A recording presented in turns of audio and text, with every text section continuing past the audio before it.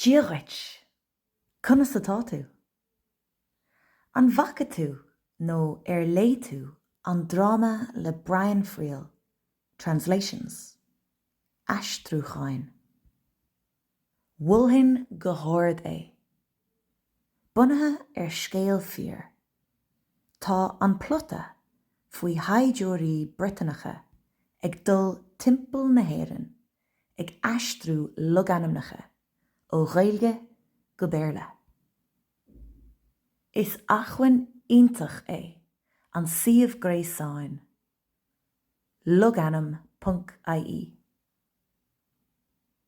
Chun fáil amach conas sa aithríoch animneacha le himimeacht aimsire. In iarracht chórasach déan gnó cultúr na hÉireann a scrise. Aithríoch tradiisiún, teanga, sport, damhsa, amhránaíocht agus féinúlacht, loganimneacha go leaganacha Béarla. Ní bunathe a giala, mar bhí teachtareacht láidir ina bun leaganacha Gaeilge, ach go simplí an bhuam. Le saidiúirí Britainacha gan Ghaeilge. Tá níos mó ná 5,182 baile in Éireann ag tosú le bailí. Tagann sé seo ó baile. Agus uaireanta, béal. Mátá sé béal abhainn. Gá hampla, baile átha clia. Anam comhaimsire Dublin. A anam a hagan ó Dublin. Agus béal feirste. Béal abhainn na feirste. Tá na focail choitianta seo le feiceáil I loganimneacha. Ard a hagan ó ard.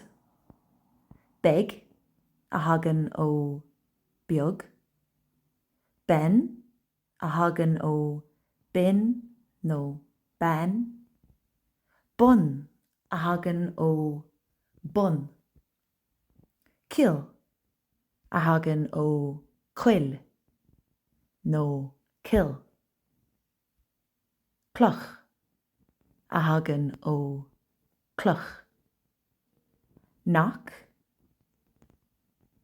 knock.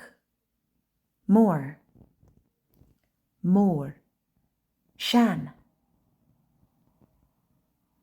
shan. Tra, trá. Uaireanta, deir daoine gur gibris an Ghaeilge. Ach nuair a aigheann tú áit mar hampla Glenagiri, a chilíonn foic ina leagan galdathe, féach an munanam, glán na gcuireach. Insíonn sé duit na tréithe tíreolaíocha na háitritheoirí. Tugann an tolas cóhacht dúin. Déanann gugi Watiango chur síos an bhór chur cuilínach teanga, mar bhuama cultúrtha. Leis an aim an éireacht rúchaseach a scrise.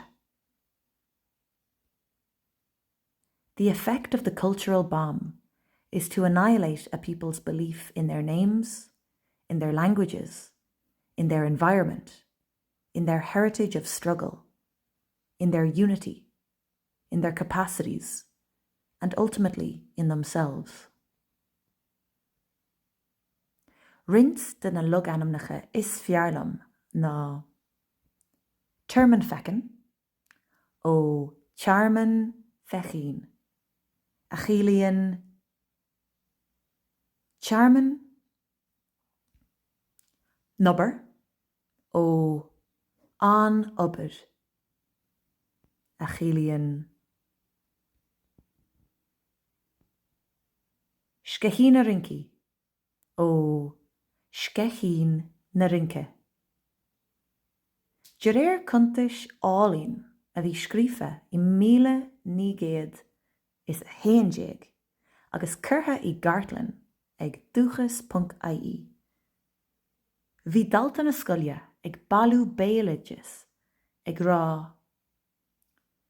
Bhí luch agus de réir na naoine is as an luch sin a fuair scehín na rinci a anam. Deirtear gur ás peiste glas I lár an lucha agus ar an baiste sin dás scach.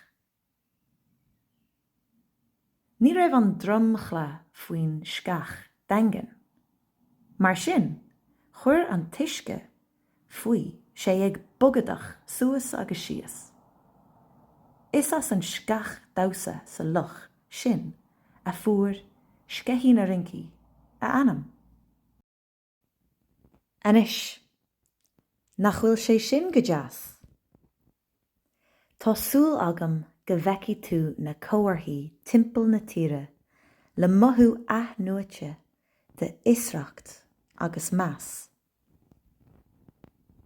Má heatnaíonn an NUACHTLITIR seo leat, agus más má leat níos mó mo chuid scríbhneoireachta a léamh. Ba me leabhar amach I mbliana. Grá mór. Molly.